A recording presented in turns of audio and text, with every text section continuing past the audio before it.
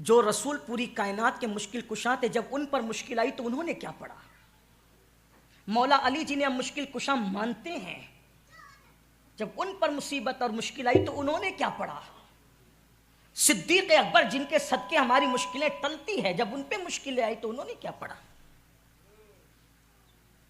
جب حضور مشکل میں آئے بظاہر وہ جنگوں کی مشکلات، تو حضور کی زبان پہ کیا تھا؟ حسبنا اللہ و نعم الوکیل، قرآن میں ہے۔ اس کو بھی ہمارے بزرگوں نے اسم اعظم کہا۔ یہ حسبنا اللہ و نعم الوکیل، یہ وہ وظیفہ ہے اگر کوئی عشاء کے بعد 450 بار پڑھنے کا عادی ہو جائے اور وہ اس پر سختی کے ساتھ عمل کرے، وہ جو سوچے گا ابھی سوچ مکمل نہ ہوگی، اللہ اس کا کام پورا فرما دے گا۔ شرط کیا ہے؟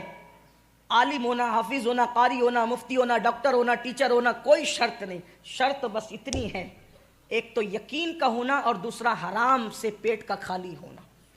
میں پھر کہتا ہوں آپ سے، سارے وظیفے پڑھ ڈالو۔ عورتیں ہی پڑھ رہی ہے بہت سے وظیفے، لوگ مانگتے ہیں یہ وظیفے اتنا پڑھتے ہیں حضرت اتنا اور دو۔ میں کہتا ہوں کم پڑھو، کم پڑھو لیکن پیٹ پر توجہ دو۔ شوہر آپ کا حرام لا کر کے کھلا رہا ہے، آپ 16 سیدوں کے روزے رکھیں، 10 بیویوں کے روزے رکھیں، اور بھی روزے رکھیں اور بھی رکھیں، دن بھر بھوکے رہیں، شام کو حرام سے افطار کریں، لوگوں کے خون سے افطار کریں۔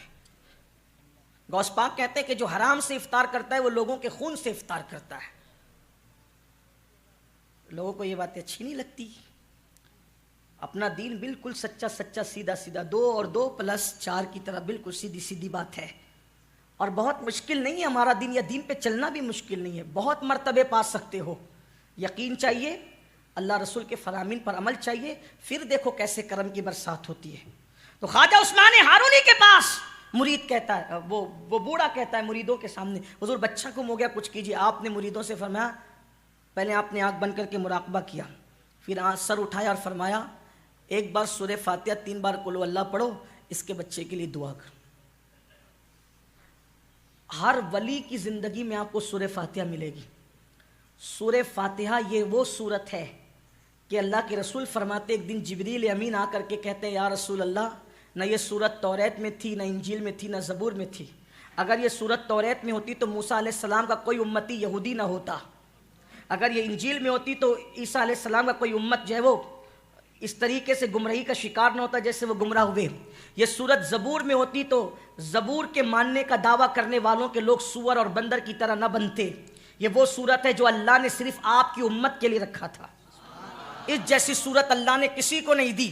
حضرت مولائے کائنات فرماتے ہیں سورہ فاتحہ اور ماہ رمضان اللہ نے امت محمدیہ کو دے کر اتنا بڑا احسان کیا کہ مجھے یقین ہو گیا یہ امت کبھی ہلاک نہیں ہو سکتی، یعنی پوری امت پر اجتماعی طور پہ کبھی عذاب نہیں آ سکتا۔ یاد رکھے سورۃ الفاتحہ وہ ہے، سورہ فاتحہ جو پڑھے گا، جس مراد سے پڑھے گا اللہ اس کی اس مراد کو پورا فرمائے گا، جس تمنا کو دل میں لے کر پڑھے گا اللہ اس کی اس تمنا کو پورا فرمائے گا۔ سورہ فاتحہ وہ ہے کہ اگر ڈاکٹر کہہ دے کہ اس کا علاج نہیں، اس کی بیماری کا علاج نہیں، 41 مرتبہ بسم اللہ کی میم کو الحمد کی لام سے ملا کر آخری میں 3 مرتبہ آمین کہنے کا اہتمام کر کے 41 مرتبہ پڑھتے رہو، مریض پہ دم کرتے رہو، انشاءاللہ اللہ اس کو شفا عطا فرمائے گا۔ لیکن پھر کہتا ہوں شرط یہی ہے پیٹ حرام سے خالی ہو اور یقین کی دولت حاصل ہو۔ آج کل تو لوگوں کے یہاں دعوت کھانے میں بھی ڈر لگتا ہے، ہم لوگوں کو پتہ بھی نہیں ہوتا، یہ ذمہ داری تو بلانے والوں پہ ہوتی ہے کہ وہ کھلا کہاں رہے۔ ہم تو اس نظر کے ساتھ جاتے لیکن ڈر لگتا ہے کیونکہ اللہ کے رسول علیہ السلام نے اس دور کے لیے فرمایا کہ سود اتنا عام ہو جائے گا، اتنا عام ہو جائے گا، اتنا عام ہو جائے گا کہ جو لوگ سود میں ڈوب جائیں گے، لوگ سود میں ڈوب جائیں گے، اور جو بچنا چاہیں گے، جو نہیں بچنا چاہیں گے تو ان کا تو کوئی میٹر ہی نہیں، ختم ہی ہے، لیکن جو بچنا چاہیں گے سود کے گرد و غبار ان تک پہنچ کر رہیں گے، یعنی جو بچنے والے ہوں گے ان تک بھی گرد و غبار پہنچے گا۔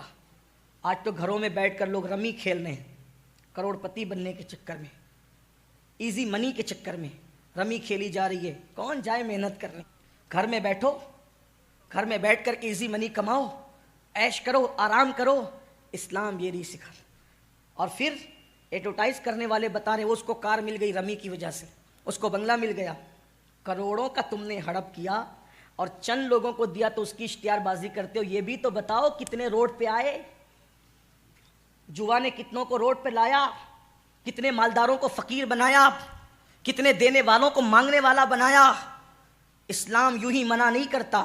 ایزی منی کے چکر میں اپنی حلال کمائی کو برباد مت کرو. اسلام ایزی منی کی بات نہیں کرتا, اسلام محنت کی بات کرتا ہے, اسلام مشقت کی بات کرتا ہے. یاد رکھنا, جو ایزی طور پر آتا ہے وہ ایزی طور پر چلا بھی جاتا ہے, اور جو محنت کی کمائی سے آتا ہے وہ ہمیشہ رہتا ہے. اس لیے اپنے جوانوں سے کہتا ہوں, محنت سے کمانا سیکھو.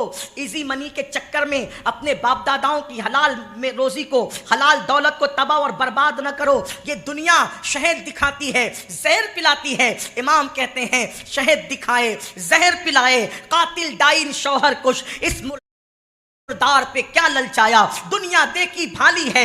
تم ایزی منی کے چکر میں اپنے باپ داداؤں کی دولت کو داؤ پر لگا دو گے, کنگال ہو جاؤ گے. بعد میں خودکشی تک کی نوبت آتی ہے, بعد میں زہر کھا کر کے مرنے کی نوبت آتی ہے, بعد میں پھانسی کے پھندے پہ چڑھنے کی نوبت آتی ہے. اس لیے اپنے جوانوں سے کہتا ہوں, میری قوم کے جوانوں, اللہ نے ہماری قسمت میں جو لکھا ہے اس کو حلال راستے سے جا کر حاصل کرنے کی کوشش کرو. بہرحال خواجہ عثمان ہرونی نے جو ہے فرمایا, سورہ فاتحہ پڑھو ایک بار, 3 مرتبہ قل اللہ شریف پڑھو, اور اس کے بعد ہاتھ اٹھا کر آپ نے دعا کی, اے اللہ اس کے بچے کو اس کے گھر تک پہنچا دے.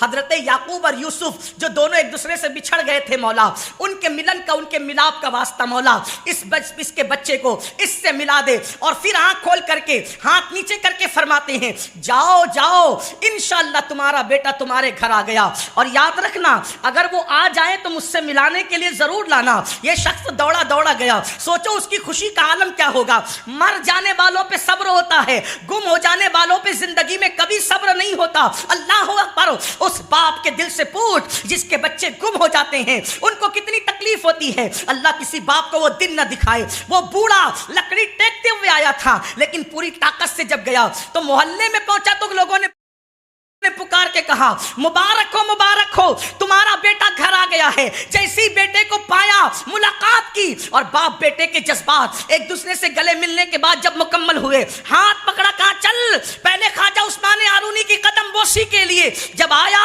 اس جوان نے دیکھا تو دیکھتا رہ گیا. خواجہ عثمان ہارونی نے فرمایا, کیا ہوا؟ کہا حضور مجھے لوگ اٹھا کر کے لے گئے تھے, ایک کشتی میں مجھے قید کر لیا تھا, اور کشتی میں قید کرنے کے بعد میں اسی میں پڑا ہوا تھا, اور وہ مجھے کہیں لے جا رہے تھے. ایک بزرگ آئے اور مجھ سے کہا کہ تو یہاں سے اٹھ. میں اٹھا تو انہوں نے ہاتھ لگائی تو زنجیریں ٹوٹ گئی, اور اللہ اکبر. پھر انہوں نے اپنے پیروں سے میرے پیروں کو مس کیا اور فرمایا آنکھیں بند کر. میں نے آنکھیں بند کی. پھر کہا آنکھیں کھول, تو میں نے آنکھیں کھول دی. تو میں نے اپنے آپ کو اپنے گھر میں پایا. تو اس نے کہا مگر اللہ کی عزت کی قسم میں حیران ہوں, وہ کوئی اور نہیں تھا, وہ تو آپ ہی کی صورت.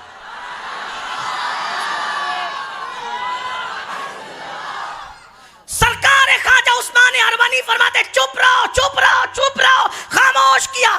میرے اور آپ کی طرح ہوتا تو سینہ پھلا کر کے, جیسے کچھ بگڑے ہوئے لوگ کہتے ہیں کہ میری چھاتی بھی 56 کی ہے, تو وہ بھی 56 کی چھاتی بنا کر کے کہتا کہ دیکھا میری کیا کرامت ہے. لیکن ولی کرامت چھپایا نہیں کرتے, ولی کرامت کو چھپایا کرتے. ولیوں کی پہچان تو یہ بھی ہے نا کہ وہ چھپانے والے نہیں ہوتے, وہ تو کہتے ہیں کہ چھپاؤ. اس لیے کہ جس کو یار کا پتہ ملتا ہے پھر وہ مجمع میں نہیں آتا, وہ تو مجمع سے بھاگتا ہے. مجمع کا شوق اس کو ہوتا ہے جس کو یار نہیں ملتا. غریب نواز فرماتے ہیں یار کا پتہ ملتا ہے تو یار کا پتہ ملنے کی پہلی پہچان یہ ہے کہ وہ سب سے بھاگ کر تنہائی میں جاتا ہے, اس لیے کہ دو عالم سے کرتی ہے بیگانہ دل کو. عجب چیز ہے لذت آشنائی, شہادت مقصود مطلوب مومن, نہ مال غنیمت نہ کشور کشائی. تو اس بوڑھے باپ نے کہا اچھا آپ نے یہ کام کیا. آپ نے چپ رہے. تو پھر اس نے کہا کہ آج بھی ایسے اللہ والے موجود ہیں دنیا میں جو اتنے بڑے ہو کر اپنے آپ کو چھپاتے, انہی کو خواجہ عثمان ہارونی کہتے ہیں.